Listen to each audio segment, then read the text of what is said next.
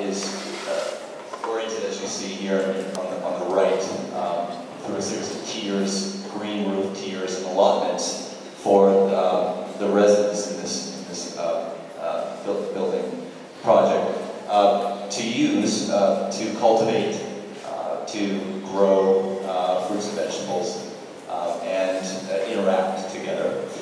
So we have a building that really promotes community here at Villa Verde.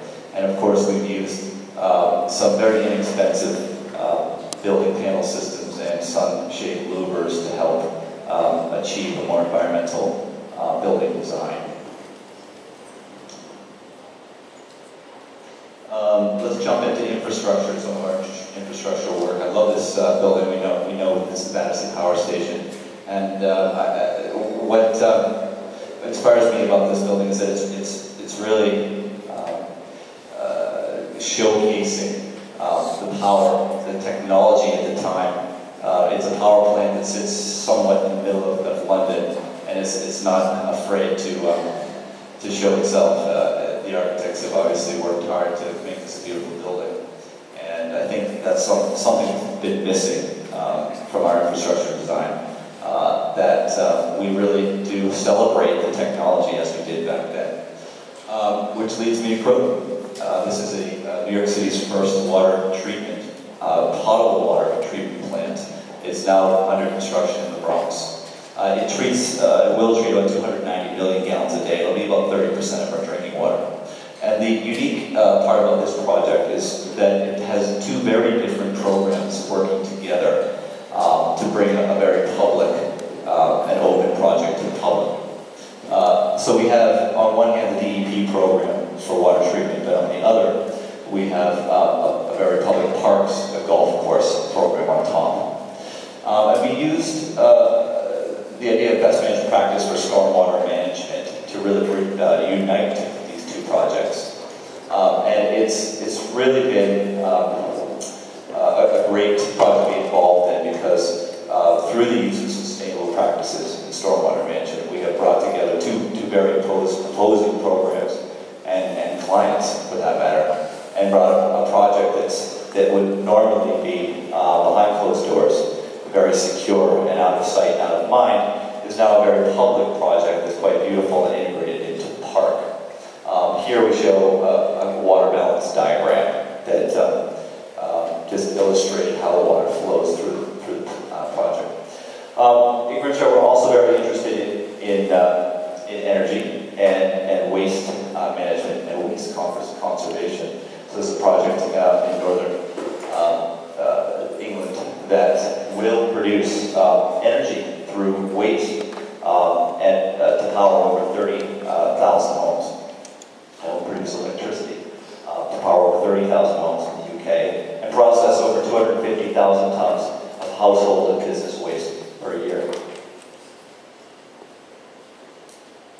This is a theoretical project, an eco-rainforest, that we've talked a lot about in our office.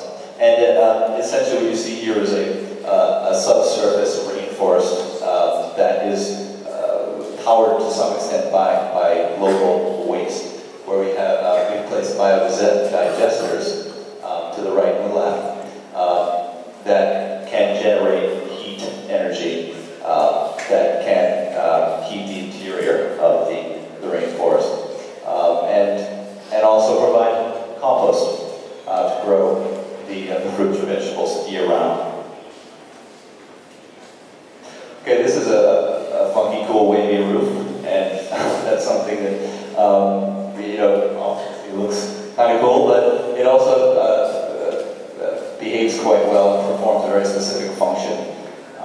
The mobiles on the roof actually trap the diesel fumes within the building that come from the trains, and help to direct them out ventilation openings in the ceiling. As you can see from the sketch, we have the diesel engines discharging contaminated air to kind of strategic locations within the roof, and through wind movement above the building and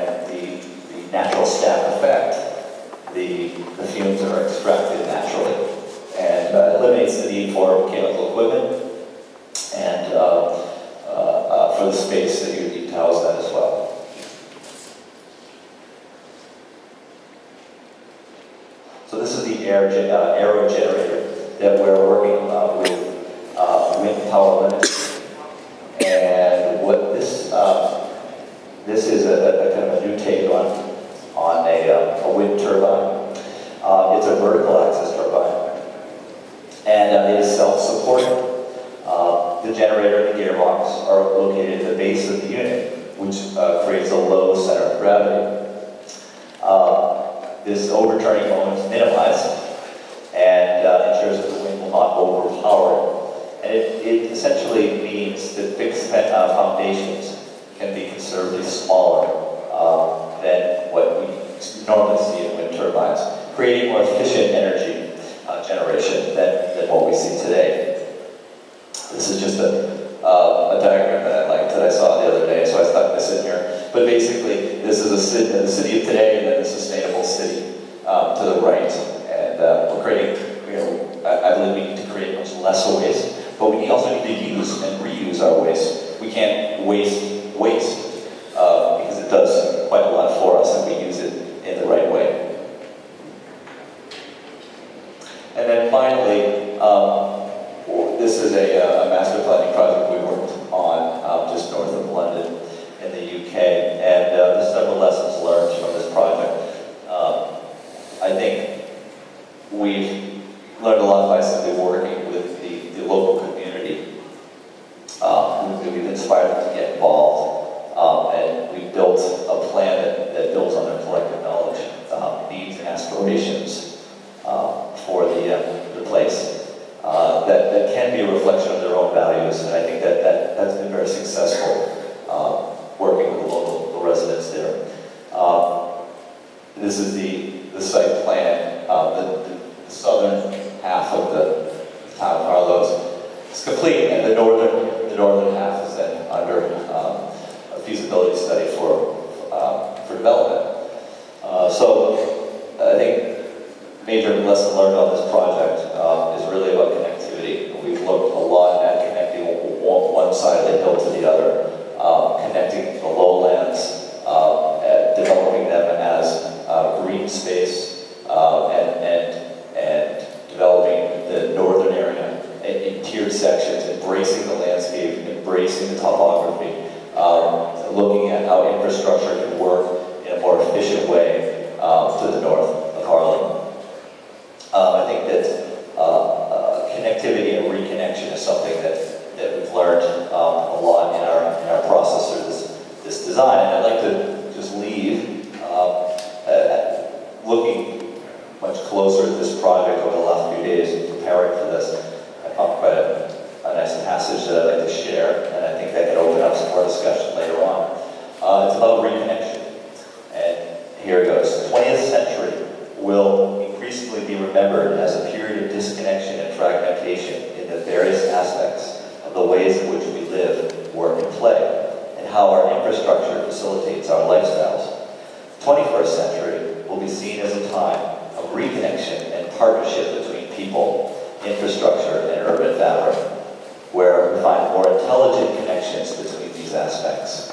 And that's something that I learned quite a lot lately through the Project Improve, by connecting the right people with the right principles.